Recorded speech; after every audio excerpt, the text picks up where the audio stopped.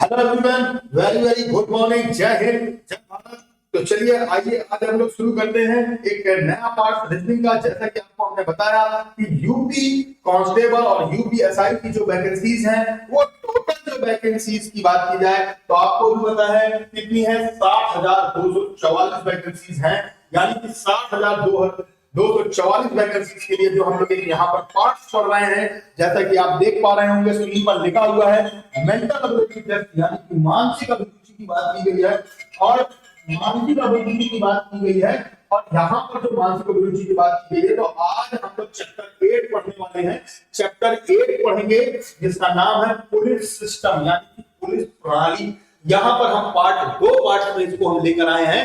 क्यों? क्योंकि यहाँ पर जो कुछ सिस्टम है वो थोड़ा सा चेंज हुआ है। पहले यहाँ पर केवल पुलिस सिस्टम की बात की जाएगी, और पार्ट सेकंड में हम लोग डिस्कस करेंगे कमिश्नरेट सिस्टम की। कमिश्नरेट सिस्टम क्या है, यूपी में कब से कमिश्नरेट लागू हुआ, क्या क्या पॉइंट ऑफ व्यू है, इन सभी चीजों को हम लोग डिस्कस करेंगे बहुत अच्छे तरीके से।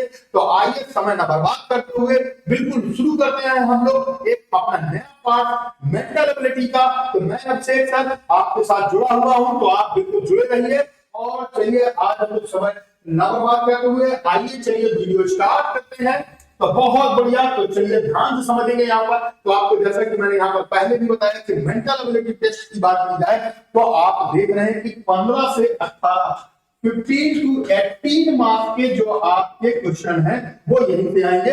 और मैं बता दूं कि मेंटल एबिलिटी मैथ के साथ प्लस रीजनिंग के साथ, दोनों के साथ कॉम्बो में क्वेश्चन इसके पूछे जाएंगे। क्योंकि रीजनिंग का एक ही मतलब होता है लॉजिक, और मैथ का एक ही मतलब होता है कैलकुलेशन। और कैलकुलेशन और लॉजिक का सही तालमेल ही क्या कहलाता है सर, मेंटल एबिलिटी कहलाता है। यानी कि क्या कहलाता है, मेंटल एबिलिटी कहलाता है। तो ध्यान रखेंगे। तो आइए समय न बर्बाद करते हुए वीडियो स्टार्ट करते हैं और समझते हैं क्या है।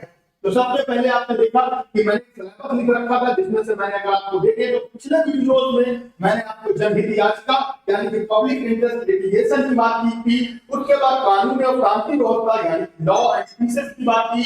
उसके बाद सांप्रदायिक सद्भाव यानी कि कॉमनल हार्मनी की बात की। फिर अपराध नियंत्रण, अगर हम बात करें तो क्राइम कंट्रोल की बात की। रूल ऑफ लॉ यानी कि विधि का शासन। फिर अकाउंटेबिलिटी यानी कि अनुकूलन की क्षमता। और फिर बिजनेस इंफॉर्मेशन, अगर मैं बात करूं तो व्यवसायिक सूचना।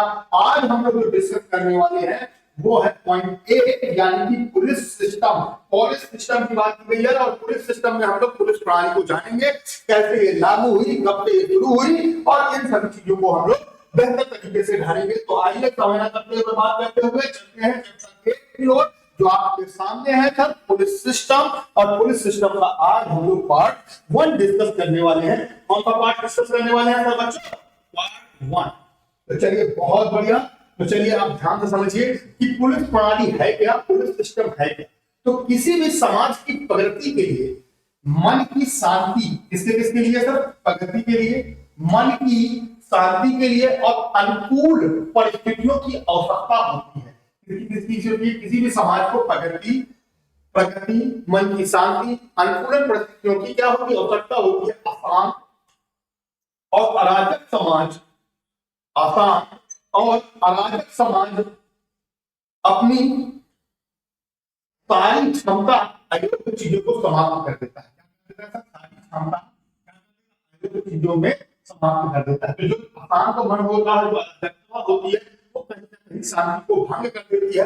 इसीलिए ये सारी चीजें ना होने पाए। तो कहीं ना कहीं हमने बताया कि पुलिस सिस्टम लेकर आया गया। और पुलिस का वास्तविक मतलब यानी कि कानून का वास्तविक मतलब क्या है? रूल्स है। और रूल्स केवल इंसानों के लिए है, जानवरों के लिए नहीं। तो ये पुलिस सिस्टम भी इंसानों के लिए है। अगर हम इसे सही तरीके से फॉलो करते हैं तो निश्चित रूप से जो पुलिस सिस्टम है वो हमारे लिए बहुत फायदेमंद होता है, और बहुत तरीकों से वो हमारे लिए क्या होता है, हेल्पफुल होता है। तो आगे अगर हम बात करें तो दूसरी ओर यदि उसमें सुरक्षा व्यवस्था की भावना है तो विकसित और समृद्ध हो सकती है। यही से समाज में पुलिस भूमिका महत्वपूर्ण हो जाती है। इन्हीं सभी कारणों से कहीं ना कहीं जो पुलिस की जो इंपॉर्टेंस है या जो भूमिका है वो क्या है, इंपॉर्टेंस हो जाती है। और हर समय किसी न किसी रूप में यह प्रणाली विभिन्न किसी भी समाज की प्रगति, मन की शांति और अनुकूल परिस्थितियों की आवश्यकता होती है। बिल्कुल सही बात है सर, कहीं ना कहीं पुलिस सिस्टम से आपको बहुत सारी चीजें मिलती है, शांति मिलती है, हमारे मौलिक अधिकारों का हनन ना होने पर बहुत सारी चीजें हैं, और ये सारे के सारे जो काम है वो कौन करता है मेरे बच्चों, वो करता है पुलिस सिस्टम। तो ध्यान रखेंगे, अशांत और अराजक समाज अपनी सारी क्षमता को अयोग्य चीजों में समाप्त कर देते हैं। दूसरी ओर यदि उन्हें सुरक्षा और व्यवस्था की भावना है तो वो विकसित समृद्ध हो सकते हैं। यही तो समाज में महत्वपूर्ण भूमिका है। तो ये देखिए 2 बार लिख देंगे लाइन, कोई इशू नहीं है। तो चलिए आइए समय न बर्बाद करते हुए आगे बढ़ते हैं और देखते हैं। अब बात की जाए तो आपने देखा कि प्राचीन भारत में जो पुलिस व्यवस्था है, तो पुलिस व्यवस्था आज से नहीं है सर, पुलिस व्यवस्था बहुत पहले से है। तब से है प्राचीन भारत में। प्राचीन भारत की बात की जाए तो स्क्रीनशॉट ले सकते हैं आप लोग। प्राचीन भारत की बात की जाए तो जब हमारे पास बहुत पुराना समय था, बहुत पुराना टाइम था, अगर हम प्राचीन भारत यानी कि प्रीवियस हिस्ट्री की बात करें तो वहां से ही पुलिस सिस्टम आया। पुलिस सिस्टम अभी नया नहीं है। हमें आपको लगता है कि पुलिस सिस्टम अंग्रेज लेकर आए, जबकि ऐसा नहीं है सर। पुलिस सिस्टम बहुत पुराना है, बहुत, मतलब कानून का जो सिस्टम था वो आज से नहीं है सर, वो वैदिक पीरियड से है, हड़प्पा सभ्यता से है। कहीं ना कहीं वहां पर पुलिस व्यवस्था थी और कहीं ना कहीं वहां पर लोग थे जो इस सब चीजों को करते थे। बस वहां पर थोड़ा सा उसे क्या किया गया, जस्टिफाई नहीं किया गया, मॉडरेट नहीं किया गया। नहीं तो ये सारी व्यवस्था आज से नहीं है, कहीं ना कहीं वैदिक पीरियड, हड़प्पा सभ्यता और हमारी पर्सनल सभ्यता है, लेकिन इसको जबरदस्ती थोड़ा सा मॉडिफाइड करके अंग्रेजों ने हमारे ऊपर थोप दिया, और कुछ भी नहीं है। तो अगर हम बात करें तो पुलिस की उत्पत्ति का पता प्रारंभिक वैदिक काल से, देखिए जैसे क्या लिखा है, वैदिक काल से लगाया जा सकता है, क्योंकि ऋग और अथर्ववेद, ऋग्वेद और अथर्ववेद में वैदिक लोगों को ज्ञात है कि कुछ प्रकार के अपराधों का उल्लेख है। देखिए ऐसा नहीं है भाई, अगर कानून ना होता, पुलिस व्यवस्था ना होती, तो आपने देखा कि जो हमारे वेद पुराण है उनमें जो बातें लिखी गई हैं वो बिल्कुल सही है। अगर अब मैं बात करूं तो ऋग्वेद और अथर्ववेद में जो लिखा गया है, कहीं ना कहीं अपराधों के बारे में बात की गई, और अपराध की जो सजा है वो कौन देगा सर, राजा देगा। और राजा अपराधी को कैसे पकड़ेगा, राजा खुद तो पकड़ने जाएगा नहीं अपराधी को, तो किससे पकड़ाएगा, अपने सिपाही से। तो आप भी देखते हैं कि जो चेस का खेल है वो भी भारतीय खेल है। जो चेस का खेल है, यानी कि अगर हम बात करें शतरंज का खेल है, वो भी क्या है, भारतीय है, और भारत के होने के साथ साथ बहुत पुराना है। और आपने देखा कि जो चेस के खेल की बात की जाए तो उसमें राजा भी है, रानी भी है, घोड़ा भी है, हाथी भी है और सिपाही भी है। अगर वहां पर सिपाही की बात हो रही है तो निश्चित रूप से यहाँ पर भी सिपाही की बात होगी। तो अगर अब हम बात करें तो आपने देखा कि वास्तव में साक्ष्य हड़प्पा काल में भी सुरक्षा बलों के अस्तित्व का संकेत देते हैं। तो मैंने देखिए बताया वैदिक काल, हड़प्पा काल, सभी में कहीं ना कहीं हमें संकेत मिल रहे हैं, संकेत है हमारे पास। और वैदिक काल के दौरान आपराधिक न्याय संगठन का सटीक संदर्भ उपलब्ध नहीं है। मौर्य काल में उसी को महत्वपूर्ण विशेषताओं को करता है। अब कौटिल्य का अर्थशास्त्र, जैसा कि आपको पता है मॉडर्न पीरियड में बहुत अच्छा था, जिसको कौटिल्य कहते हैं, जिसको आप लोग तो उसने क्या किया कौटिल्य ने, चंद्रगुप्त मौर्य को राजा बना दिया, और ये राजा बनाने पर ही उसने बहुत सारी चीजें लिखी। तो कौटिल्य का जो अर्थशास्त्र है वो 310 ईसा पूर्व है। तब से सर 310 ईसा पूर्व, यानी कि आज से अगर हम बात करें तो ये आप देख रहे हैं कि 2000 सेंचुरी चल रही है, और 2000 सेंचुरी ये, और इस सेंचुरी से भी पहले 200-300 साल पहले, यानी कि 2300-2400 साल पुरानी बातें हम लोग कर रहे हैं। और आपराधिक न्याय प्रणाली के ग्रंथ है, यह आधुनिक समय में पुलिस के लिए एक मैनुअल की तरह पढ़ा जाता है। तो देखिए ऐसा नहीं है सर, पुराना जमाने में भी जो था कौटिल्य का अर्थशास्त्र, वो कैसे पढ़ाया जाता है, मैनुअल की तरह पढ़ाया जाता है। उसमें दान वारिका, अंतवेशिका, परदेशिका, महामात्रा, रज्जुक आदि का उल्लेख मिलता है। और पुलिस 3 प्रकार की होती है, दंडपाल, दुर्गपाल और अंगपाल। ये सारी चीजें सिखाई गई है कहीं ना कहीं कौटिल्य के अर्थशास्त्र में। तो मैंने बताया कि पुलिस सिस्टम कोई फॉरनर नहीं लेकर आया, बस उसको मॉडिफाइड किया। पुलिस सिस्टम एक्चुअल में हमारा बहुत पुराना है, और जो कहीं ना कहीं आपको उसके साथ मिलते हैं वैदिक पीरियड में, हड़प्पा काल में, और कहीं ना कहीं कौटिल्य के अर्थशास्त्र में। बात को समझ रहे हैं सारे लोग। तो चलिए आगे देखते हैं मध्यकालीन में भारत में पुलिस के दौरान पुलिस व्यवस्था। तो मध्यकालीन में पुलिस व्यवस्था थी। मध्यकालीन भारत में कहीं भी पुलिस संगठनों के मिलने का कोई जिक्र नहीं। ऐसा हो सकता है क्योंकि नागरिक प्रशासन को मजबूर करने या चलाने की किसी भी गंभीर प्रयास के बिना विजय और सैन्य कब्जे पर अधिक ध्यान केंद्रित किया गया। मुस्लिम विजेताओं ने अपनी मातृभूमि में प्रचारित प्रचलित पुलिस व्यवस्था को भारतीय सामाजिक परिवेश के अनुरूप ढालने का प्रयास किया। हालांकि न्याय, दंड और पुलिस व्यवस्था इस्लामिक थी और पवित्र कुरान पर आधारित थी। सल्तनत काल के दौरान हिंदू आबादी को एक अलग कानून के अधीन किया गया और पंडित हिंदू कानून की व्याख्या करने और उस पर अपनी राय देने के लिए जुड़े थे और मूल सभी मुकदमा प्रशासन के प्रभारी अधिकारियों की रैंक थे। तो आपने देखा कि जो अगर हम बात करें तो कहीं ना कहीं पहले भी मुस्लिम पीरियड की बात की जाए या अगर हम बात करते हैं मुस्लिम पीरियड की बात करते हैं या अगर हम बात करते हैं कि कहीं ना कहीं जो हमारे पास मुगल काल है, मुगल काल में जो बात की जाए तो 400 साल मुगलों का राज रहा, उन्होंने भी अपनी पुलिस व्यवस्था की, लेकिन कहीं ना कहीं वो इस्लाम से ओतप्रोत थी, कहीं ना कहीं इस्लाम से जुड़ी हुई थी, यानी कि सांप्रदायिकता रूप से इस्लाम से जुड़ी थी। तो उससे क्या हुआ कि कहीं ना कहीं उसमें इस्लामिक चीजों का ज्यादा दबाव था और उस दबाव के कारण ही वो कहीं ना कहीं हमारे परिवेश में उसे सही तरीके से सेट नहीं कर सके। तो हमने क्या बताया कि जो पुरानी व्यवस्था थी उन व्यवस्थाओं से बहुत सारी चीजों को निकालकर, बहुत सारी चीजों को जोड़कर, मॉडिफाइड कर अंग्रेजों ने एक व्यवस्था बनाई जिसे हम लोग कहते हैं पुलिस अधिनियम 1860 और ये लाया गया एक्चुअल में हमारे ऊपर ही शोषण करने के लिए।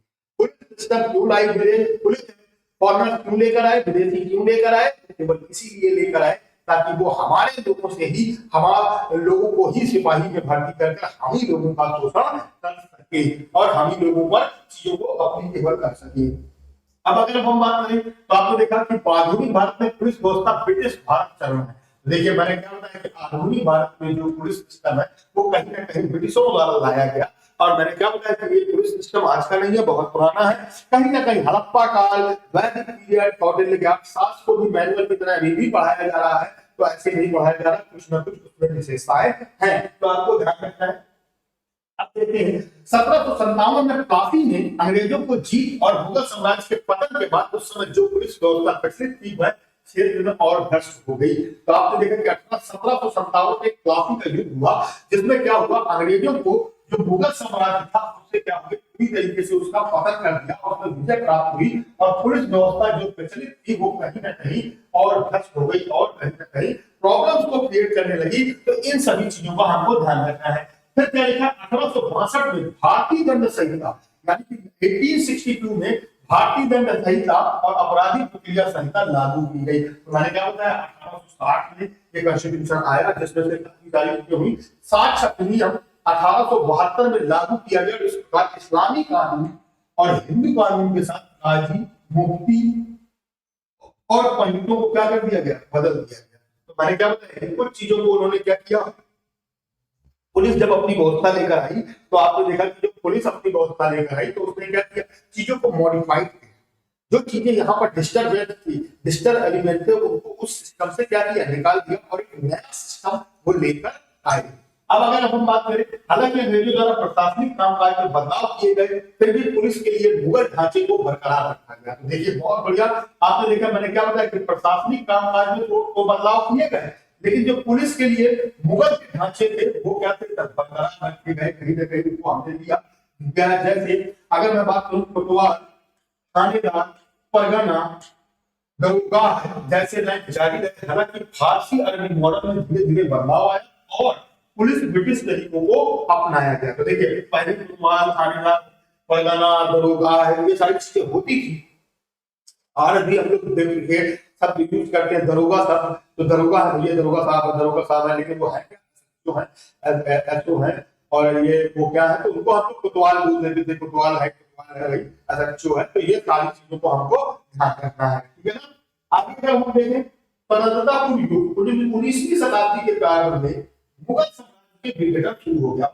19वीं शताब्दी के मध्य तक मुख्य रूप से ब्रिटिश अनुभवहीनता और देश के बारे में ज्ञान की कमी के कारण कोई संतोषजनक पुलिस व्यवस्था नहीं, यानी कि 19वीं शताब्दी तक कोई भी पुलिस व्यवस्था सही से नहीं थी। अब अगर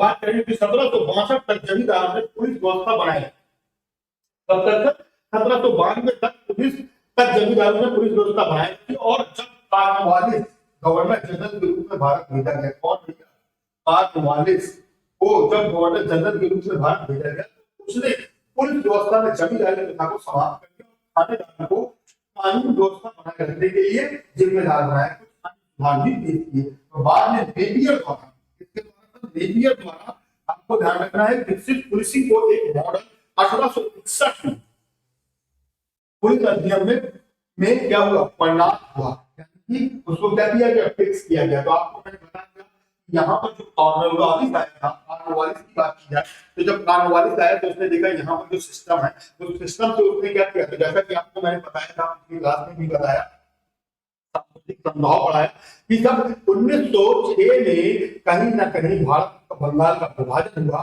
और विभाजन के बाद ही सारी चीजें डिस्टर्ब हुई, तो बहुत सारी चीजें भी कॉर्नवालिस जब आए तो उन्होंने देखा कि यहाँ पर जो व्यवस्था है उस व्यवस्था पर अपने लोगों को हेल्पर बनाकर और जो नीचे तबके के लोग हैं उनको उनके नीचे रखकर और कहीं ना कहीं एक सिस्टम विकसित किया जाए ताकि उन लोगों से ही कहीं ना कहीं हमारे ही लोगों का शोषण कराया जा सके। तो इन सारी व्यवस्थाओं को लागू करने के लिए कॉर्नवालिस और उसने क्या किया, नेपियर द्वारा विकसित पुलिसिंग सिस्टम को हमारे ऊपर एप्लीकेबल किया और तब किया सर 1861 में, जिसे हम लोग भारतीय पुलिस अधिनियम भी कहते हैं, आईपीसी की धारा।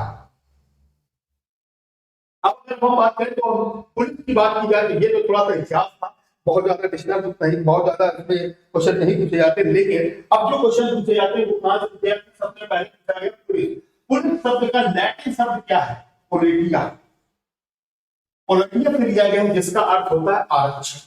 बात को समझिएगा सर, अगर हम बात करें तो पोलिटिया शब्द का जो मतलब होता है आरक्षक या रक्षक, हम क्या कह सकते हैं सर, आरक्षक या रक्षक, यानी कि पोलिटिया शब्द से, पोलिटिया शब्द से क्या लिया गया सर, पुलिस, यानी कि रक्षा करने वाला, आरक्षक, यानी कि जो हमारी रक्षा करे उसे हम लोग क्या कहेंगे, पोलिटिया, यानी कि पुलिस की बात की गई है। उसके बाद देखिए कानून शब्द का कानून के आदेश, विनियम के संरक्षण और विनियम की एक प्रणाली है। तो कानून, आदेश और विनियम, विनियम की संरक्षण, तो ये जो हमारे संरक्षण की क्या है, एक प्रणाली है। तो कानून का जो मोटे तौर पर सार्वजनिक व्यवस्था के उद्देश्य को रखरखाव और व्यक्तियों की संपत्ति और उनकी गैर को के कमीशन से सुरक्षा को संदर्भित करता है। बात बिल्कुल सही है। तो आपने देखा कि जो भी हमारे पास व्यवस्थाएं पुलिस सिस्टम लाया इसीलिए गया था कि पुलिस सिस्टम लाने का उद्देश्य उनका यही था कि कहीं ना कहीं जो उद्देश्य रखरखाव है, सार्वजनिक व्यवस्था है, व्यक्तियों की संपत्ति है और उनके जो गैर कानूनी यानी कि गलत तरीके से जो काम कर रहे हैं उनकी सजा दी जा सके। तो इन सभी सब व्यवस्थाओं को फलीभूत करने के लिए, इन सभी व्यवस्थाओं को सुचारू रूप से चलाने के लिए कहीं ना कहीं पुलिस सिस्टम को लाया गया। उम्मीद है कि यहाँ तक बच्चों को बहुत अच्छे से आप लोगों को समझ में आ रहा होगा। तो मैंने आपको बताया कि पुलिस सिस्टम आज का नहीं है, पुलिस सिस्टम बहुत पुराना है। कब से सर, वैदिक पीरियड, हड़प्पा पीरियड, और कहीं ना कहीं अगर मैं बात करूं कि वैदिक पीरियड हड़प्पा पीरियड से तो है ही, और साथ ही साथ आपको मैंने बताया कि कौटिल्य के अर्थशास्त्र की बात की जाए तो उसमें भी कहीं ना कहीं पुलिस सिस्टम की बात की गई है और वो कहीं ना कहीं आज भी पुलिस सिस्टम में मैनुअल के रूप में पढ़ाई जाती है ताकि आपको प्राचीन से क्या व्यवस्थाएं थी उनके बारे में थोड़ी बहुत जानकारी मिल जाए। अब अगर हम बात करें तो सार्वजनिक व्यवस्था को सुरक्षा बनाए रखने, अपराध की रोकथाम करेंगे। पुलिस का काम क्या क्या है, सार्वजनिक व्यवस्था की सुरक्षा, अपराधों की रोकथाम का पता लगाने सहित कानून को लागू कर्तव्य पर आधारित है। किस पर आधारित है, कर्तव्य पर, और आरोपित नागरिक अधिकारियों को संदर्भित करता है। अब देखिए भारत जैसे बहुत सांस्कृतिक, बहुजातीय और विशाल जनसंख्या वाले विशाल देश के यह कार्य कठिन हो जाता है। तो जाहिर सी बात है कहीं पर कहीं अलग अलग लोग हैं, अलग अलग तरीके के लोग हैं, अलग अलग व्यवस्था के लोग हैं, अलग अलग जाति के लोग हैं। तो ये सारी चीजें कहीं ना कहीं डिस्टर्ब एलिमेंट्स हैं। कहीं ना कहीं हमारा इतना बड़ा विशाल देश है जिसे हम विकासशील देश कह सकते हैं, तरह तरह के लोग हैं और उन तरह तरह के लोगों को एकजुट एक कानून के अंतर्गत रखना, उस सिस्टम को डेवलप करना एक अपने आप में भी बड़ा टास्क है। निश्चित रूप से वो अपने आप में कैसा टास्क है, बड़ा टास्क है। इस बात को आपको हमेशा ध्यान रखना है। उम्मीद है कि यहाँ तक बच्चों बात बहुत अच्छे से आप लोगों को समझ में आ रही होगी।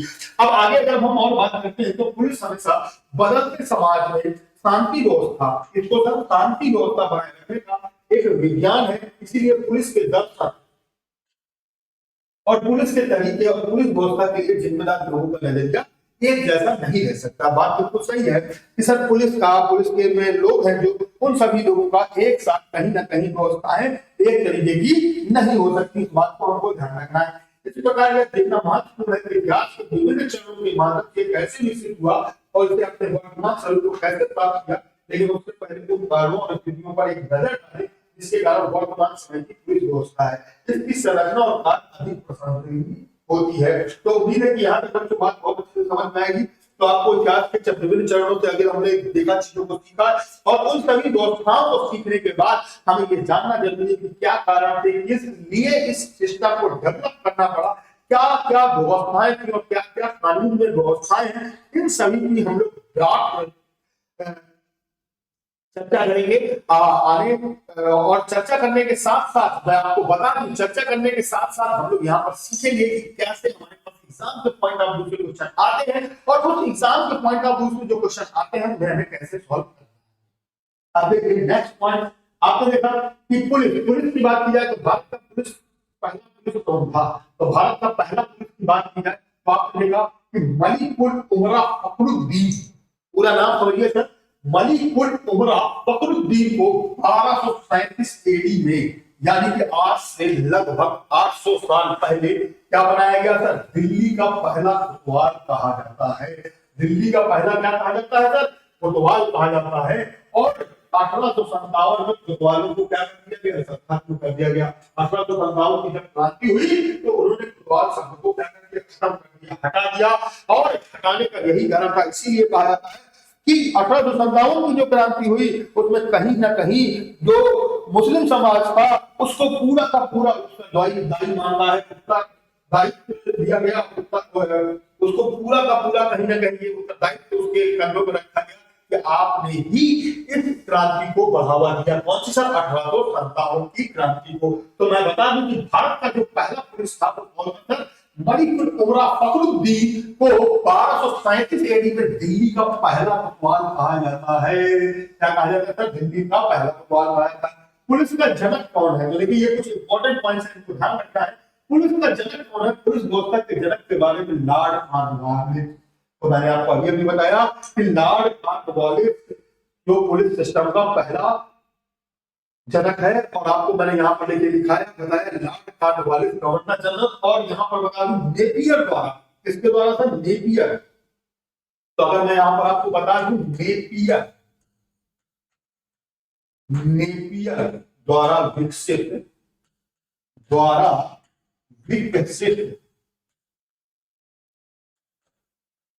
विकसित प्रणाली, जो अगर हम बताएं तो अगर हमने आपको यहाँ पर क्या बताया, आपको मैंने यहाँ पर बताया कि जो जनक है, जो पुलिस के जो जनक है वो कौन है सर, अगर मैं बात करूं तो लॉर्ड कॉर्नवालिस है। और इन्होंने कौन सी व्यवस्था को रखा था, नेपियर द्वारा विकसित प्रणाली को लागू किया। किसकी द्वारा, नेपियर एक व्यक्ति था जिसने इस प्रणाली को विकसित किया और उस प्रणाली को, उस सिस्टम को उसने विकसित किया और लॉर्ड कॉर्नवालिस को इसका जनक माना जाता है। अब देखिए यहाँ पर लिखा है पुलिस का नारा क्या है, उत्तर प्रदेश पुलिस का जो नारा है, सुरक्षा आपकी संकल्प हमारा। तो याद रखेंगे, एग्जाम के पॉइंट ऑफ व्यू से बहुत इंपॉर्टेंट है। क्या बताया जाता है, उत्तर प्रदेश पुलिस का जो नारा है वो क्या है, तो सुरक्षा आपकी संकल्प हमारा, सुरक्षा आपकी और संकल्प हमारा। तो उत्तर प्रदेश जो पुलिस का नारा है वो क्या है, याद रखिएगा सर, उत्तर प्रदेश पुलिस की वैकेंसी की बात हो रही है और यहाँ पर यह आपको पूछा जा सकता है कि उत्तर प्रदेश पुलिस का नारा क्या है। तो आपको मैं बता दूं कि सुरक्षा आपकी और संकल्प हमारा, यह नारा है इसका, उत्तर प्रदेश पुलिस का। और उत्तर प्रदेश पुलिस का जो मोटो है वो क्या है, अच्छों की रक्षा और बुरों का सर्वनाश। तो मोटो क्या है, अच्छों की रक्षा और बुरों का नाश। क्या मोटो है सर, पुलिस का जो मोटो है वो क्या है, अच्छों की रक्षा और बुरों का नाश। और उत्तर प्रदेश पुलिस के लिए मैंने बताया तो उनका जो स्लोगन है वो क्या है, आपकी सुरक्षा और हमारा संकल्प, संकल्प हमारा, तो सुरक्षा आपकी, संकल्प हमारा, ध्यान को रखेंगे। और फिर position of God of destruction of the world, यानी कि अच्छों की रक्षा और बुरों का सर्वनाश। आगे बात करें आदर्श वाक्य उत्तर प्रदेश पुलिस का दूर संचार का आदर्श वाक्य क्या है, गति सुरक्षा सेवा। तो ध्यान रखिएगा, तीनों पॉइंट्स बहुत इंपॉर्टेंट है। अक्सर एग्जाम में इस तरीके की बातें पूछ सकते हैं कि पुलिस का जो नारा है, उत्तर प्रदेश पुलिस का जो नारा है वो क्या है, सुरक्षा आपकी, संकल्प हमारा, सुरक्षा आपकी, संकल्प हमारा, सुरक्षा आपकी, संकल्प हमारा। ध्यान रखिएगा। और अगर हम बात करें तो मोटो क्या है, अच्छों की रक्षा और बुरों का सर्वनाश, अच्छों की रक्षा और बुरों का सर्वनाश। और अगर हम बात करें तो दूर संचार यानी कि जो कहीं ना कहीं आदर्श बात होगा तो क्या है, गति सुरक्षा सेवा। गति सुरक्षा सेवा क्या है सर, गति सुरक्षा सेवा। याद रखेंगे तीनों पॉइंट। यूपी पुलिस स्थापना दिवस कब मनाया जाता है, तो मैं आपको बता दूं, एम लहरी द्वारा उत्तर प्रदेश के पहले, तो यूपी की बात की गई है सर, यूपी की बात कर रहा हूं क्योंकि यूपी से ही एग्जाम से रिलेटेड है, इसलिए मैं यूपी की बात कर रहा हूं, ध्यान रखिएगा। उत्तर प्रदेश पुलिस स्थापना दिवस कब मनाया जाता है, तो एम लहरी उत्तर प्रदेश के पहले पुलिस महानिरीक्षक बने और अपराध नियंत्रण और विधि व्यवस्था बनाए रखने में प्रदेश पुलिस को कार्य प्रदर्शन का बहुत सहारा किया। देश में पहले पुलिस बल के रूप में 13 नवंबर 1952 को तत्कालीन प्रधानमंत्री पंडित जवाहरलाल नेहरू द्वारा कलर क्या हुआ सर, कलर प्राप्त करने और गौरवपूर्ण सौभाग्य हासिल प्राप्त किए और यूपी पुलिस को कहीं ना कहीं सराहा गया। और उस समय पर कौन थे सर, एम लहरी उत्तर प्रदेश के पहले भारतीय पुलिस महानिरीक्षक थे। तो ध्यान रखना, ये भी पूछा जा सकता है कि उत्तर प्रदेश के पहले भारतीय महानिरीक्षक कौन थे, तो याद रखना है आपको, नाम क्या है सर, एम लहरी। और इनको 1952 में एक कलश प्राप्त हुआ और जो तत्कालीन प्रधानमंत्री पंडित जवाहरलाल नेहरू जी ने इनको गिफ्ट के रूप में दिया। और उसी दिन से ये हम लोग उसी दिन से इस दिवस को मनाना शुरू कर दिए। तो चलिए आगे देखते हैं, आगे समझते हैं कि आगे क्या पॉइंट ऑफ व्यू है और कैसे हमें इस तरीके की बातों को समझना है। तो आपने देखा कि ये है पुलिस विभाग का फुल फॉर्म, लिखा हुआ है कि पुलिस विभाग का फुल फॉर्म क्या है। तो आपने देखा कि हमारे देशों में अंग्रेजों ने लगभग 200 सालों तक राज किया और उन्होंने यहाँ पुलिस विभाग की क्या की शुरुआत की, कितने सालों तक, 200 सालों तक राज किया और पुलिस विभाग की शुरुआत की। और पुलिस शब्द तो प्रचलन में आ गया, लेकिन इसका full form public officer for legal investigation and criminal agency है। तो याद रखिएगा सर, क्या है sir, public officer for legal investigation and crime emergencies.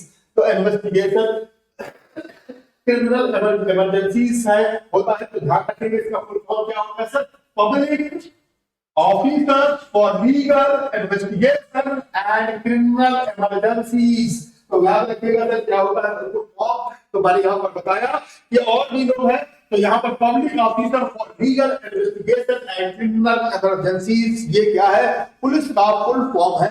Police system का ये क्या है सर, फुल फॉर्म है। लेकिन कहीं कहीं पर लोग इसको थोड़ा सा नकार देते हैं और बताते हैं कि पुलिस का मतलब होता है पॉलिटिक्स, एल का मतलब होता है लॉयर, और तो पुलिस में जो सबसे पहला शब्द होता है पी, फिर ओ से मतलब होता है ऑब्टेन यानी कि आज्ञाकारी, एल से होता है लॉयल यानी कि वफादार, और आई से हो गया इंटेलिजेंट यानी कि बुद्धिमान, और सी से हो गया करेंगे यानी कि साहसी, और ई से होता है एफिशिएंट यानी कि कुशल की बात की गई है। तो यहाँ पर आपने देखा कि एक मैंने पुलिस का सिस्टम का पूरा आपको बता दिया कि क्या होता है पुलिस का। तो पुलिस का होता है POLICE। तो अगर आपने देखा तो पुलिस का एक फॉर्म हो गया public officer legal investigation and criminal emergency.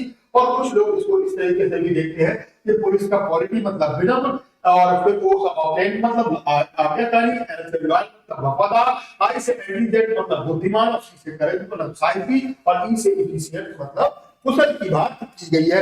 उम्मीद है कि यहाँ पर सबको बहुत अच्छे से क्लियर हो गया होगा, बहुत बढ़िया। तो चलिए आगे बढ़ते हैं और देखते हैं कि आगे क्या होने वाला है। तो आइए अब हम बात करें तो कुछ और इंपॉर्टेंट पॉइंट्स हैं कि पुलिस में, पुलिस झंडे में हमेशा याद रखिएगा कौन सा रंग होता है, लाल और नीला होता है। पुलिस झंडे में कौन सा रंग होता है सर, लाल और नीला रंग होता है। और पुलिस झंडा दिवस कब मनाया जाता है, 23 नवंबर। ध्यान रखिएगा सर, इंपॉर्टेंट पॉइंट है, पुलिस झंडा दिवस कब मनाया जाता है, 23 नवंबर को मनाया जाता है। और आप सभी अवगत हैं कि 23 नवंबर 1952 को तत्कालीन प्रधानमंत्री जी द्वारा पुलिस के कार्यों के क्षेत्र में उत्तर प्रदर्शन के लिए उत्तर प्रदेश पुलिस को ध्वज प्रदान किया गया था। वही मैंने अभी आपको बताया, कलश दिया गया था और कलश में ध्वज प्रदान किया गया और उसका रंग कैसा है, लाल और नीला है। तो ध्यान रखिएगा।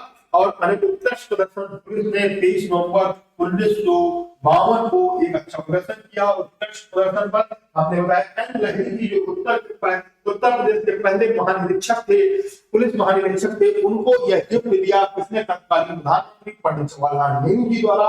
तो ध्यान रखिए इस बात को। रक्षा बलों के शहीदों, दिग्गजों और सेवारत को समर्पित करने के हर साल 7 दिसंबर को भारत में सशस्त्र सेना झंडा दिवस। तो देखिए एक होता है यूपी का झंडा दिवस यानी उत्तर प्रदेश का पुलिस झंडा दिवस 23 नवंबर को है, और जबकि 7 दिसंबर को भारत में सशस्त्र सेना झंडा दिवस मनाया जाता है। तो देखिएगा दोनों चीजें अलग अलग है, ध्यान से रखिएगा, ध्यान मत भूलिएगा सर, आपको तो याद रखना है कि सर पुलिस झंडा दिवस 23 नवंबर को है, जबकि सशस्त्र सेना झंडा दिवस कब है सर? 7 दिसंबर को है। सशस्त्र सेना दिवस क्या है सर? झंडा 7 दिसंबर को है, और वहीं पर सीआरपीएफ के जवानों द्वारा साधारण कार्य स्मृति को 31 अक्टूबर को देश भर में पुलिस बलों में पुलिस स्मृति दिवस मनाया जाता है। तो देखिए ये भी पूछ सकता है कि 21 अक्टूबर को क्या मनाया जाता है सर? पुलिस स्मृति दिवस मनाया जाता है। लेकिन यहाँ पर मैंने कई सारे पॉइंट्स आपको लाइन अप किए, और इन कई सारे पॉइंटों के माध्यम से ही हम लोगों को बात करना है, देखना है, समझना है कि क्या हो सकता है क्वेश्चन। तो आपके पास में इंपॉर्टेंट चीजें मैंने आपको बताई कि अंग्रेजी में 200 साल सर्व किया, और जो पुलिस विभाग का जो, अगर मैं बात करूं फुल फॉर्म की, तो public officer legal investigation and criminal emergencies होता है। और अगर मैं पुलिस के झंडे की बात करूं तो कैसा रंग होता है? लाल और नीला रंग होता है, लाल और नीला रंग होता है। और पुलिस झंडा दिवस 23 नवंबर को मनाया जाता है, याद रखिएगा। और उसके बाद से अगर मैं बात करूं तो दूसरी चीज मैंने बताई, सशस्त्र सेना झंडा दिवस कब मनाया जाता है? 7 दिसंबर को मनाया जाता है। यानी कि पुलिस झंडा दिवस कब मनाया जाएगा सर? 23 नवंबर को मनाया जाएगा। और सशस्त्र सेना झंडा दिवस कब मनाया जाएगा सर? 7 दिसंबर को मनाया जाएगा। और पुलिस स्मृति दिवस की बात की जाए तो ये 21 अक्टूबर को मनाया जाता है। ये कुछ डेटे हैं जो आपको याद रखनी है, जो आपके एग्जाम पॉइंट ऑफ व्यू से बहुत इंपॉर्टेंट है। तो बिल्कुल जुड़े रहें और फटाफट इसे लाइक करते रहे, शेयर करते रहे और अपने लोगों को बताते रहे। तो चलिए बात करते हैं, the structures of the police department was created in the form of the following. तो आप बात करेंगे तो यहाँ पर पुलिस महकमे का ढांचा निम्नलिखित 8 संगठनों के रूप में खड़ा किया है। कितने संगठन है सर? 8। पुलिस विभाग केवल एक संगठन नहीं है, केवल एक संगठन, एक ढांचा नहीं है, इसमें बहुत सारे ढांचे हैं और इन ढांचों में ये पूरा महकमा खड़ा है। यानी आप देखेंगे केवल एक पुलिस नहीं है, पुलिस विभाग में भी बहुत सारी चीजें हैं और उन ढांचों को मिलाकर एक बड़ा सा स्ट्रक्चर तैयार किया गया और यही एक बड़ा स्ट्रक्चर क्या कहलाता है सर? पुलिस विभाग का ढांचा कहलाता है। तो चलिए आगे बात करते हैं। ये पूरी बिल्डिंग जो पुलिस सिस्टम की खड़ी हुई है उसकी बहुत सारी न्यू है और वो न्यू आज हम लोग समझते हैं। सबसे पहला जो होता है सर वो होती है सर प्रांतीय पुलिस। क्या होती है सर? प्रांतीय पुलिस। दूसरी होती है सर गवर्नमेंट रेलवे यानी कि राष्ट्रीय रेलवे पुलिस होती है। फिर होती है सर सिटी पुलिस यानी कि शहर की पुलिस होती है। फिर कुछ लोग खंडों में छावनी में रहते हैं वो छावनी पुलिस होती है। कुछ लोग नगर में रहते हैं उसे हम लोग नगर पुलिस कहते हैं। और कुछ लोग रूरल एंड हाईवे पुलिस यानी ग्रामीण और सड़कों मार्गों पर भी सुरक्षा के लिए जो पुलिस लगी होती है वो पुलिस होती है। और कैनल पुलिस यानी कि नहर पुलिस यानी कि नहरों में जो पानी चल रहा है उसमें किसी तरीके का कोई भी डिस्टर्बेंस ना हो उसके लिए भी एक पुलिस व्यवस्था है। और ब्रेंच वॉच गार्ड्स यानी कि वॉच गार्ड यानी कि अदालतों की सुरक्षा के लिए। तो ये अगर हम ध्यान से समझे तो पूरा का पूरा जो पुलिस महकमा है यानी कि जो पूरा पुलिस महकमे का जो ढांचा है वो कहीं ना कहीं एक 8 संगठनों पर खड़ा है। यानी कि ये एक 8 पिलर है। एक पुलिस सिस्टम की जो बिल्डिंग है उस बिल्डिंग के ये 8 के 8 क्या है सर? पिलर हैं। और इन पिलरों के बिना पुलिस सिस्टम सही तरीके से काम नहीं कर सकता। और कहीं ना कहीं इस जो पूरा सिस्टम है ये पूरा जो सिस्टम है इस पूरे सिस्टम में कहीं ना कहीं पुलिस नाम की जो सिस्टम है पुलिस नाम का जो महकमा है उसकी जो पूरी बिल्डिंग है वो कहीं ना कहीं इन 8 स्तंभों में खड़ी हुई है। तो कौन कौन सी सर? प्रांतीय पुलिस, राज्य रेलवे पुलिस, शहर पुलिस, छावनी पुलिस, नगर पुलिस, ग्रामीण सड़क मार्ग और नहर पुलिस और उसके बाद अदालतों की सुरक्षा यानी कि अदालत की पुलिस की बात की गई है। तो यहाँ तक उम्मीद है कि बहुत अच्छे से सबको क्लियर हो गया होगा।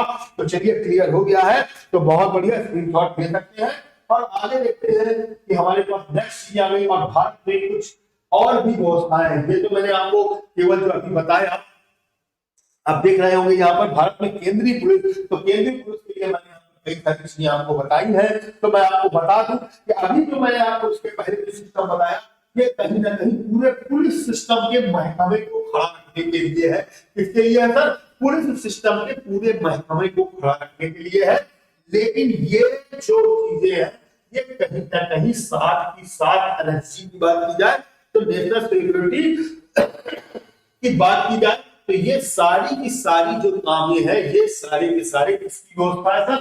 केंद्र पुलिस की व्यवस्था है। और वो कहीं ना कहीं, क्योंकि हमने आपको बताया कि जो पुलिस व्यवस्था है वो राज्य का विषय है, राज्य का, उसकी जो देखभाल का जो जिम्मेदारी है वो राज्य सरकार की है। और राज्य सरकार अपने तरफ से अपना कोई वो बंदोबस्त न बना ले, इसलिए कहीं ना कहीं केंद्र सरकार उसकी हमेशा हेल्प करती रहती है।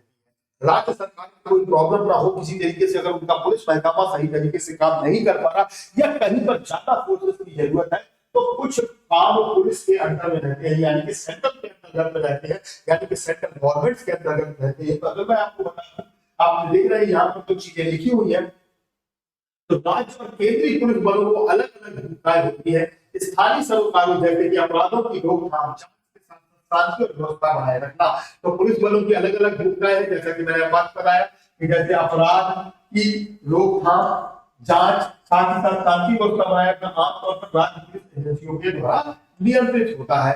लेकिन केंद्रीय बलों को ऐसे टकरावों से निपटने के लिए विशेषज्ञता हासिल हुआ है और वे आंतरिक सुरक्षा को अधिक गंभीर खतरों की स्थिति में प्रारंभिक प्रतिक्रिया भी प्रदान करते हैं। केंद्र सभी केंद्र शासित प्रदेशों के कानून प्रवर्तन को कब प्रभावी है। अब देखिए, राज्य पुलिस बल और केंद्र पुलिस बल दोनों अलग अलग है, लेकिन कभी कभी क्या होता है कि गंभीर स्थितियां हो जाती है, इमरजेंसी हो जाती है, कहीं बलवा हो गया है, कहीं दंगा हो गया है, या कहीं पर कोई बड़ी घटना हो गई है, तो वहां पर हमारे पास पुलिस विभाग थोड़ा सा कम काम कर पाती है, क्योंकि उसके पास ऑलरेडी इतने काम है। नागरिकों की सुरक्षा करना, हमारे मौलिक अधिकारों का हनन ना होने पाना, मैंने क्या बताया कि 8 तरीके के काम है पुलिस के पास, और इतने काम के बावजूद कभी कभी गंभीर समस्याएं आ जाती है, कोई बड़ा बवाल आ जाता है, माओवादी है, जैसे कि अगर मैं बात करूं मौसम में, तो वहां माओवादी है, इस तरह के लोग हैं, ला सलाम है, तो बहुत सारी चीजें हैं। तो उनको कंट्रोल करने के लिए कहीं ना कहीं सेंट्रल पुलिस भी अपने पास फोर्स को डिवेलप करती है। तो याद रखना है, कई राज्य पुलिस बल अपने संबंधित राज्य कानूनों और विनियमों द्वारा स्थापित होते हैं। कुछ राज्यों में अपने कानून में 1861 पुलिस अधिनियम के बाद तैयार किया गया। यह संघीय कानून है। राज्यों में पुलिस नियमावली भी होती है जो परिभाषित करती है कि राज्य की पुलिस कैसे व्यवस्थित होगी। राज्य की व्यवस्थाएं, राज्य पुलिस बलों की 2 शाखाएं होती है, एक नागरिक और एक होती है सशस्त्र। सिविल पुलिस शांति और व्यवस्था बनाए रखने के लिए, दैनिक आधार पर अपराधों को रोकने के लिए जिम्मेदार है। पर रखा है, बहुत सारी चीजें हैं, तो आपको ध्यान रखना है। तो अगर मैं बात करूं तो केंद्रीय पुलिस में अगर मैं बात करूं तो सबसे पहले होता है केंद्र द्वारा विभिन्न केंद्रीय सशस्त्र पुलिस और सैनिक बलों का रखरखाव किया जाता है। जैसे सबसे पहले एआर यानी कि असम राइफल, दूसरा क्या है सर, सीमा सुरक्षा बल, जिसे हम लोग बीएसएफ कहते हैं। क्या कहते हैं सर? बीएसएफ। अगर हम बात करें तो तीसरा है भारत तिब्बत पुलिस बल, यानी कि आईटीबीपी। तो यहाँ पर भारत तिब्बत सीमा पुलिस, सीमा बल एएसएसबी, केंद्रीय औद्योगिक सुरक्षा बल सीआईएसएफ, और फिर केंद्रीय रिजर्व पुलिस फोर्स सीआरपीएफ, और लास्ट में है राष्ट्रीय सुरक्षा गार्ड यानी कि एनएसजी। तो एनएसजी यानी कि नेशनल सिक्योरिटी गार्ड्स की बात जो की जाए, एनएसजी की जो शुरुआत की गई वो पहले एनएसजी नहीं थी।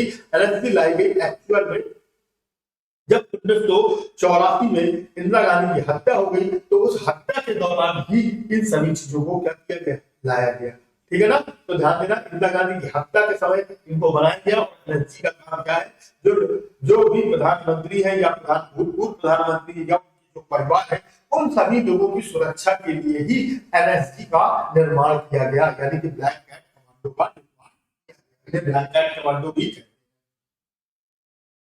अब अगर हम बात करें तो देखिए 1851 का भारतीय पुलिस अधिनियम, तो 1857 के विद्रोह के बाद अंग्रेजों ने सत्ता खोने का खतरा महसूस किया और अपनी सत्ता के लिए सभी चुनौतियों को पूर्ण आधिपत्य और दमन सुनिश्चित करने के लिए ढले हुए, और इस प्रकार अपराध की रोकथाम और पता लगाने को पुलिस के कुशल साधन बनाने की 1860 में क्या किया, एक पुलिस आयोग की नियुक्ति की गई। और हालांकि इस तरीके से दुनिया में लोकतांत्रिक पुलिस व्यवस्था के प्रतीक के रूप में माने जाने वाले अंग्रेजों के बिल्कुल विपरीत थी, और प्राथमिक उद्देश्य व्यापार, कंपनी के लाभ और आवश्यकताओं को पूरा करने के लिए सुनिश्चित करना था कि व्यापार मार्ग क्या हो।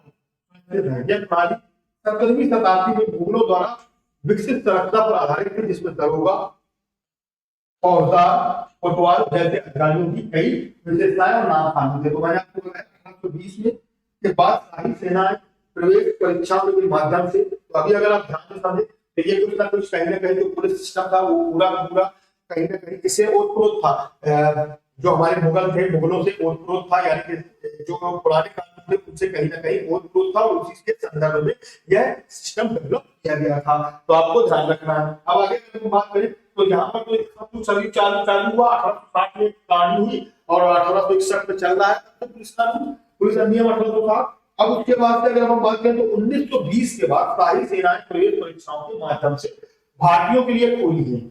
यानी कि अगर हम बात करें तो जो अपर लेवल की जो पोस्टेस थी वो कहीं ना कहीं 1920 में खोली गई, और भारतीय के लिए बहुत धीमा था। यूरोपीय लोगों को अनुलंबता के कारण बाद में अधिक भारतीयों को सेवा में नियुक्त किया जाने लगा, और 1863 की प्रणाली को किसी भी बुनियादी संबंध में अपरिवर्तित अपनाया गया। तो बात करेंगे ना आजादी के बाद भारत में जो 1800 है, यानी बहुत ज्यादा बदलाव नहीं किया गया, और उसे कहीं ना कहीं हम लोगों ने उसे पूरी तरीके से क्या कर लिया, अपना लिया। और आपको मैं बता दूं कि 1920 तक भारत में जो भी पुलिस सिस्टम था उसमें सिपाहियों को छोड़कर, सिपाहियों से ऊपर एक दो पोस्ट और को छोड़कर कहीं पर भी भारतीयों का एंट्री नहीं था। लेकिन 1920 में सिविल सेवा परीक्षा शुरू हुई, और वहां से कहीं ना कहीं भारतीयों को भी आला अवसर या ऊपर जाने का एक मौका मिला, और एग्जाम के थ्रू वो क्या होने लगे, सेलेक्ट होकर ऊपर जाने की उनकी व्यवस्था बनाई गई। आगे देखेंगे भारत में पुलिस प्रणाली का वर्तमान संरचना। तो 1860 के बाद, तो आपने देखा 1860 के बाद वरिष्ठ पुलिस अधिकारियों में भारतीय दो तरह की गई। कितने तरीके की गई सर? दो तरीके की। मैं आपको बता रहा हूं, जैसा कि मैंने आपको बताया कितने तरीके की गई, दो तरीके की गई। दो तरीके की गई। पहला ब्रिटिश सेना में अधिकारियों की नियुक्ति द्वारा, और दूसरा ब्रिटेन में जमींदारों के छोटे बेटों से नामांकन द्वारा। दो तरीके से था, यानी कि जो ब्रिटेन में थे जमींदार थे, उनके छोटे बेटे थे, उनके नामांकन के द्वारा। इन दोनों तरीकों से 1893 को समाप्त कर दिया गया। इनको क्या किया गया, 1893 में से क्या कर दिया गया, खत्म कर दिया कि भाई ये सिस्टम सही नहीं है। अधिकारियों की भर्ती लंदन से आयोजित एक संयुक्त प्रतियोगिता परीक्षा के माध्यम से की जाती है। ये देखिए बात समझ रहे हैं, यानी लंदन में एक परीक्षा होती थी और उसके माध्यम से करना शुरू किया गया। और उसके बाद जिसे केवल यूरोपीय ही नहीं भाग ले सकते, बाद में भारतीयों के भी दरवाजे खोल दिए गए। तो जो आपने देखा कि लंदन में एक परीक्षा आयोजित के माध्यम से की जाती थी, और बाद में कहीं ना कहीं ये भारतीयों के लिए भी खोल दिए गए, जिसे आज हम लोग सिविल सेवा परीक्षा कहते हैं। ध्यान रखिए, आज संघ लोक सेवा आयोग द्वारा प्रतिवर्ष संयुक्त सिविल सेवा परीक्षाओं के माध्यम से की जाने वाली भर्ती का आयोजन किया, और भारत के संविधान के अनुच्छेद 312 में लिखित और भारतीय सेवाओं का उल्लेख है। भारतीय किए गए परीक्षा शारीरिक शिक्षा अन्य गतिविधियों में बहुत कठिन बुनियादी प्रशिक्षण से क्या करते हैं। इस बात का ध्यान रखना है। पुलिस बल राज्य का विषय है, तो ये तो मैं आपको बार बार बता रहा हूँ, संविधान पुलिस बल राज्य का विषय है। राज्य पुलिस नियमावली राज्य पुलिस के लिए नियम अब विनियमित करती है। भारत में पुलिस बलों की संरचना पूरे देश में सभी राज्यों में एक समान है। किसी राज्य में पुलिस बल के प्रमुख को पुलिस महानिदेशक डीजीपी कहा जाता है, और एक राज्य को आगे कई क्षेत्र है, श्रेणियां हैं, जिले हैं, बहुत सारी चीजें। इन सभी चीजों को अभी हम लोग आएंगे समझते हैं। सेंट्रल पुलिस महानिरीक्षक आईटी रैंक का एक अधिकारी करता है। तो अभी ये बहुत सारे सिस्टम्स हैं, इन सिस्टम को हम लोग बहुत अच्छे से समझेंगे कि किस तरीके से पुलिस में अगर हम बात करें तो रैंक होती है, किस तरीके से चीजें होती हैं। तो आप देख पा रहे होंगे, तो आपने देखा कि यहाँ पर मैंने एक सिस्टम बना रखा है, आप देख पा रहे होंगे, आपको स्क्रीनशॉट ले सकते हैं बहुत आसानी से, कोई दिक्कत नहीं है। तो अगर अब हम बात करें तो यहाँ पर पुलिस सिस्टम चालू है। इस बात को समझिए सर, पुलिस सिस्टम चालू क्या होता है। जैसा कि हमने बताया कि जो पुलिस विभाग है वो किसका है, राज्य का। तो सबसे पहले अगर हम बात करें तो राज्य में कई जोड़ होंगे। सबसे पहला जो सबसे सुपरिटेंडेंट ऑफिसर होता है, सुपरिटेंडेंट ऑफिसर होता है, वो कौन होता है, स्टेट का। और वो स्टेट का क्या होगा सर, एडीजीपी, यानी कि जो का प्रमुख होता है। अब उत्तर प्रदेश में एडीजीपी की कुल संख्या कितनी है सर? तो अभी अगर मैं बात करूं, गड़बड़ हो रहा है थोड़ा सा, गलत निशान लगा दिया मैंने। तो आपको मैं बता दूं कि जो राज्य है, यानी कि राज्य की निशान गलत बता बोल रहा हूं, निशान नहीं बना रहा हूं, ध्यान रखिए थोड़ा सा। राज्य को कई जोन में विभाजित किया। तो सबसे पहले बात होगी स्टेट की। तो स्टेट का जो हेड ऑफ द डिपार्टमेंट होता है, यानी कि उत्तर प्रदेश राज्य के जो हेड होता है उसे हम लोग क्या कहते हैं सर, डीजीपी कहते हैं। क्या कहते हैं सर, डीजीपी, यानी कि पुलिस महानिरीक्षक कहते हैं उसको सर। और वो कहीं ना कहीं सबसे ऊपर जो पद होता है, जो मुखिया होता है, जो मुख्यमंत्री का सलाह लेता है, और जो सबसे टॉप होता है वो क्या होता है सर, राज्य होता है। क्या होता है सर, सबसे ऊपर जो होता है राज्य, और राज्य का सबसे ऊपर का जो अधिकारी होता है उसे हम लोग क्या बोलते हैं सर, डीजीपी बोलते हैं। क्या बोलते हैं सर, डीजीपी। ठीक है।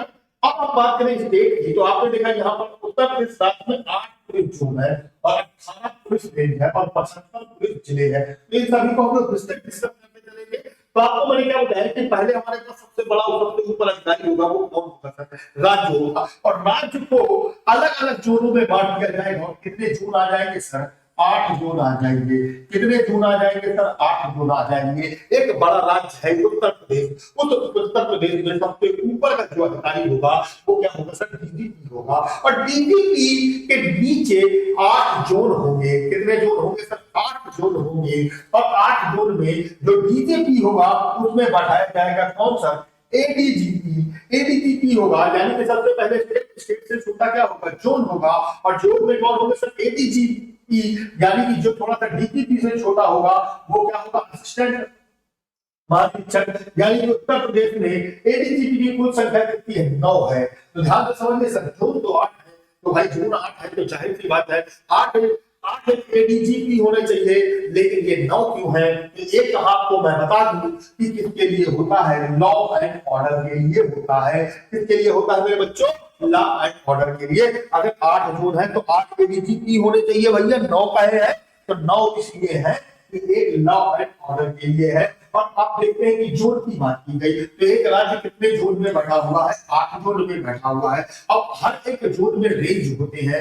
रेंज कितने होते हैं सर, एक रेंज में 2 या 2 से अधिक जिले होते हैं। और रेंज का जो अधिकारी होता है वो क्या कहलाता है, डीआईजी कहलाता है। और रेंज स्तर पर इनकी क्या होती है सर, नियुक्ति होती है। तो सबसे बड़ा पुलिस विभाग का जो पद है वो क्या है, डीजीपी है। सबसे बड़ा पुलिस विभाग का जो पद है वो क्या है, डीजीपी है। उससे नीचे अगर कोई आएगा तो वो क्या होगा सर, एडीजीपी होगा। और उससे नीचे अगर कोई आएगा तो सर वो क्या होगा सर, डीआईजी होगा।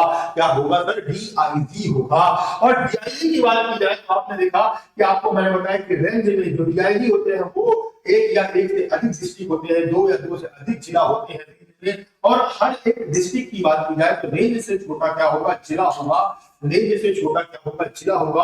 और जिले का जो अधिकारी होता है उसे क्या बोलते हैं, सुपरिटेंडेंट ऑफ पुलिस, यानी कि एसपी।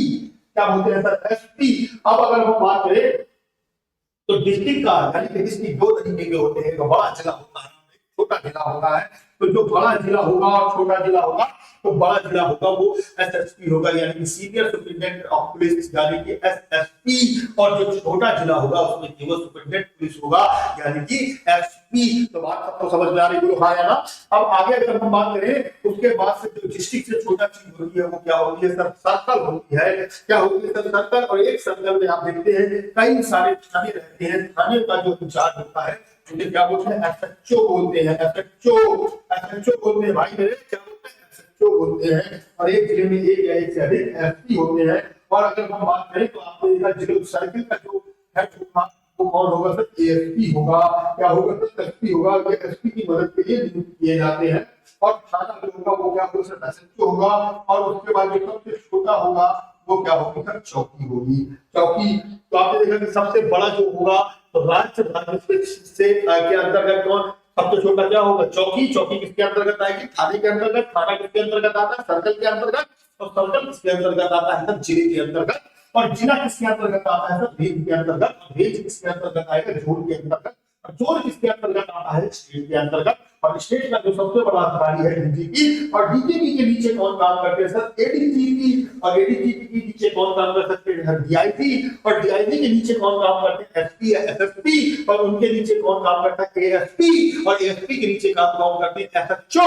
एसएचओ के नीचे और भी लोग काम करते हैं। तो ये जो पूरा सिस्टम है वो कुछ इस तरीके से बना है कि सबसे ऊपर राज्य, सबसे ऊपर राज्य, उसके नीचे जोन, जोन के नीचे रेंज, रेंज के नीचे डिस्ट्रिक्ट, और डिस्ट्रिक्ट के नीचे सर्कल, और सर्कल के नीचे थाना, और थाने के नीचे चौकी। कुछ इस तरीके से ये काम करता है। उम्मीद है कि यहाँ तक बच्चों सबको समझ में आया होगा कि ये एक्चुअल में क्या है पुलिस सिस्टम। तो चलिए बात समझ में आया कि पूरा महकमा आपको अच्छे से समझ में आया होगा।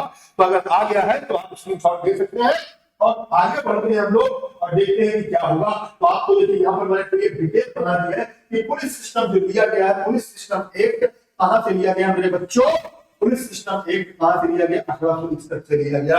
कहां से लिया गया मेरे बच्चों? 1861 से लिया गया।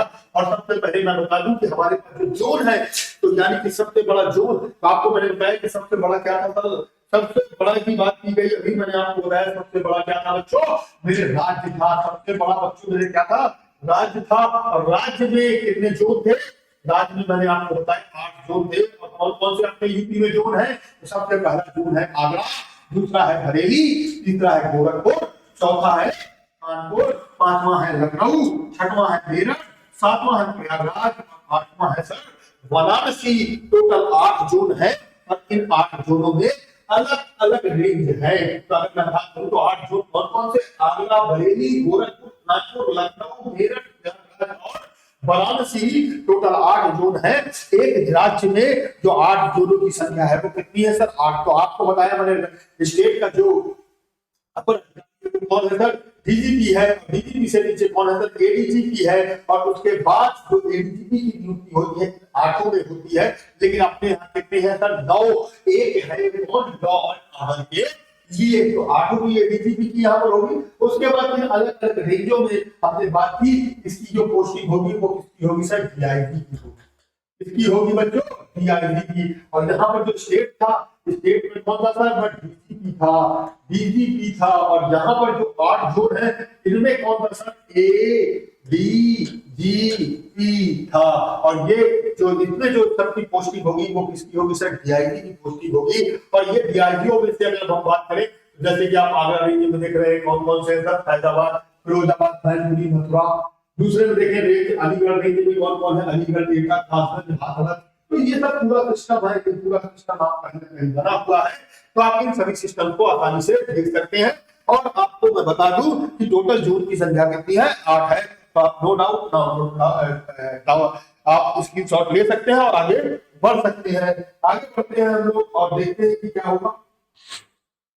अब आपने देखना है कि यहाँ पर मैंने पूरा पुलिस महकमा का आपको चित्र एक सिस्टम बताया कि सबसे बड़ा अधिकारी कौन, उसके नीचे कौन, उसके नीचे कौन और उसके नीचे कौन। तो अभी अगर हम लोग शुरू करें स्क्रीनशॉट ले सकते हैं। तो उसका सबसे पहला और सबसे बड़ा अधिकारी अगर हम बात करें तो सबसे पहले कौन होता है? डायरेक्टर जनरल ऑफ पुलिस, यानी कि हमने आपको क्या बताया? डीजीपी बताया।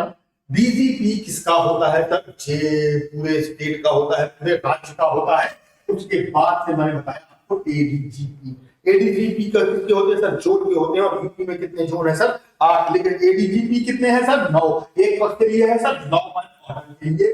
तो मैंने आपको बताया जो डीजीपी है पुलिस महानिदेशक है, जनरल ऑफ पुलिस है, डायरेक्टर जनरल ऑफ पुलिस है, वो पूरे यूपी का हेड होता है। और मुख्यमंत्री से बात करता है और मुख्यमंत्री की सलाह पर होता है। और उसके नीचे में कोई काम करता है वो जो होते हैं वो एडीजीपी होते हैं। ये भी कहीं ना कहीं पूरे जोन को देखते हैं। और अपने यूपी में अगर जोन की बात की जाए तो 8 जोन है, ठीक है ना। अब अगर हम बात करें तो इन एडीजीपी के नीचे अगर हम बात करें तो क्या रहता है सर? आईजी रहते हैं, जिसे इंस्पेक्टर जनरल ऑफ पुलिस कहते हैं। इंस्पेक्टर यानी कि पुलिस महानिरीक्षक की बात की जाती है। और इनका जो क्षेत्र होता है वो कहीं ना कहीं, अभी मैंने आपको डिस्कस किया, वो जो क्षेत्र होता है वो रेंज का क्षेत्र होता है। इसका क्षेत्र होता है रेंज का। तो ये जो अधिकारी है, ये पूरे प्रदेश का अधिकारी होगा। किसका होगा सर? पूरे प्रदेश का। और ये किसका अधिकारी होगा? पूरे जोन का अधिकारी होगा। और इसकी बात करें तो ये पूरे रेंज का अधिकारी होगा। किसका अधिकारी होगा सर? रेंज का अधिकारी होगा। फिर deputy inspector general of police, ये भी कहीं ना कहीं आपने देखा कि ये इनकी मदद के लिए होते हैं। और ये इंस्पेक्टर है और ये डिप्टी है, ये इनकी मदद के लिए है। फिर देखिए मैंने बताया कि सीनियर सुपरिटेंडेंट ऑफ पुलिस यानी वरिष्ठ पुलिस अधीक्षक, और ये किसमें होते हैं सर? जिले में होते हैं, बड़े जिले में। ये किसमें होते हैं सर? बड़े जिले में। और ये होते हैं सर छोटे जिले में। किसमें होते हैं सर? छोटे जिले में। होते हैं सर छोटे जिले में। और इनके सबके काम अंदर जो बड़े जिले में एसपी होगा, छोटे जिले में एसपी होगा। और इन सभी को काम करने के लिए एक असिस्टेंट दिया जाता है। जैसे कि अभी हमने आपको डिस्कस किया कि जिले से जो छोटी बात होती है, तो जिले से एक छोटा जो क्या होगा? सर्कल। तो सर्कल की बात की जाएगी तो ये जो एसपी है ये सर्कल के हेड होते हैं। और सर्कल से नीचे अगर हम बात करें तो फिर ये भी है, आप देख रहे हैं कि वो पुलिस अधीक्षक है, वरिष्ठ पुलिस अधीक्षक, और ये भी है, तो ये भी कहीं ना कहीं एएसपी ही है। लेकिन ये क्या है सर, देखिए, तो एएसपी और एसपी दो तरीके के होते हैं। एक यहाँ पर भी आप देख रहे हैं कि एसपी है, सुपरिटेंडेंट पुलिस ऑफिसर, और यहाँ पर भी एक एसएसपी है, और ये भी क्या है, एसपी है, ये भी एक सुपरिटेंडेंट ऑफ पुलिस है। तो दोनों में डिफरेंस कहाँ है? तो अगर मैं बात करूं कि ये जो रैंक है, ये आईपीएस की है। आईपीएस रैंक के एग्जाम में अगर आप सबसे पहले बात करते हैं तो आप एएसपी बनते हैं, असिस्टेंट सुपरिटेंडेंट ऑफ पुलिस। अगर आप एसएसपी, यानी कि अगर अब हम बात करें आईपीएस की, आईपीएस अधिकारियों की है, तो देख रहे होंगे यहाँ पर जितनी भी पट्टियां हैं सब में कहीं ना कहीं आईपीएस लिखा हुआ है।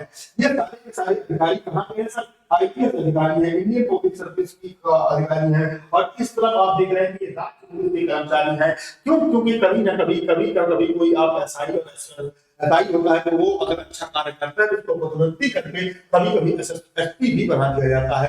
क्या बना दिया जाता है? एसपी बना दिया जाता है। तो आपको ध्यान रखना है, ये भी एसपी है, लेकिन आप देख रहे हैं इसमें कहीं पर भी आईपीएस नहीं लिखा। लेकिन ये जो एसपी है, तो यहाँ पर देख रहे हैं कि सेम लिखा हुआ है। तो यहाँ पर भी एक स्टार है, और इसके पास भी आप देख रहे हैं कि इनके पास भी एक, ये आप ये वाला और ये वाला आप अगर पोस्टेज देखेंगे, और ये वाली जो अगर आप पोस्टेज देखेंगे, और आप ये तीन पोस्ट जो देखेंगे, और ये जो तीन पोस्ट देखेंगे, ये सिमिलर है।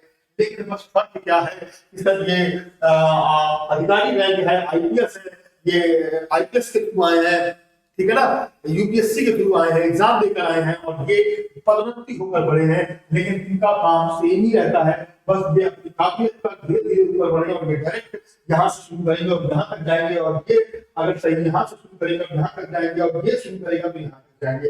तो उम्मीद है कि यहाँ तक सबको समझ में आ रहा होगा। तो एसपी हो गया, एसपी के नीचे वही एसएसपी है, बस इन दोनों की डिटेल में थोड़ा सा अंतर है। इनमें देखिए आप आईपीएस लिखा हुआ है, लेकिन इनकी पट्टी में कहीं पर भी आईपीएस नहीं लिखा हुआ है, क्योंकि ये पब्लिक सर्विस कमीशन से नहीं आए हैं, ये डायरेक्ट राज्य के ही अधिकारी है। तो आप देख रहे हैं कि एसपी, एसपी के नीचे सबसे ज्यादा एसपी, फिर डिप्टी सुपरिटेंडेंट ऑफ पुलिस यानी कि डीएसपी, एसपी के नीचे क्या होता है? डीएसपी। तो देख रहे हैं कि डीएसपी, तो यहाँ पर डीएसपी है, ठीक है ना। तो डीएसपी, डीएसपी के नीचे सर पीआई यानी कि पुलिस निरीक्षक, inspector of police, sub inspector यानी कि एसआई, ठीक है ना। जैसे को हम लोग पीआई यानी पुलिस निरीक्षक या एसआई को हम लोग एसएचओ या दरोगा भी बोलते हैं, थाना अध्यक्ष भी बोलते हैं। अब देखिए assistant sub inspector of police, तो ये एसआई हो गया, तो ये चौकी का हेड होता है एसआई। फिर उसके बाद सबसे छोटा होता है कांस्टेबल, कांस्टेबल के बाद होता है सर वरिष्ठ कांस्टेबल, और सबसे छोटा होता है सिपाही। तो सिपाही के पास क्या होता है सर? डंडा होता है। डंडे के बाद उसके बाद क्या होती है? बंदूक। बंदूक के बाद तो आगे बढ़ता चला जाता है। अगर आप अपने काम और अपने कर्तव्य को सही तरीके से निभा रहे हैं, और कहीं ना कहीं सही तरीकों से काम कर रहे हैं, तो वो दिन दूर नहीं जब आपको पदोन्नति के साथ कहीं ना कहीं ऊपर पहुंचा दिया जाएगा। उम्मीद है कि यहाँ तक सबको समझ में आ गया होगा। अब भारत में पृष्ठभूमि है, भारत में जो पुलिस सेवाएं हैं उनकी क्या पृष्ठभूमि है, तो आपको यह बात ध्यान रखना है, दो तरीके के सिद्धांतों पर आधारित है। तो ये बहुत सारी चीजें हैं। तो आपने देखा कि 1962 में पुलिस आयोग के मुख्य सिद्धांतों पर बदलाव हुआ। तो पुरानी दो सिद्धांतों पर आधारित कौन कौन सी? एक सर 1860 पुलिस आयोग, और दूसरा 1902-3 पुलिस आयोग। इस बात को कुछ हद तक और सुधार किए गए। तो दो जिम्मेदारी है, तो यहाँ पर ध्यान रखेंगे।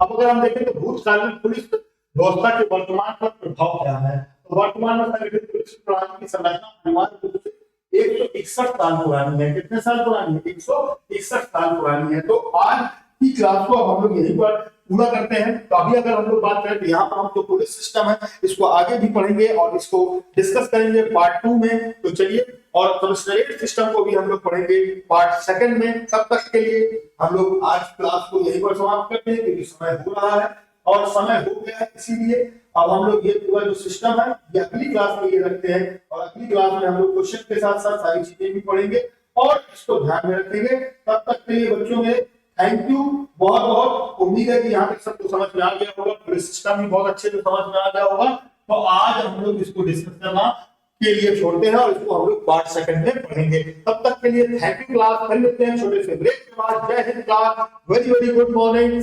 बहुत बहुत धन्यवाद। तो फिर मिलते हैं छोटे से ब्रेक के बाद। थैंक यू क्लास सभी के लिए।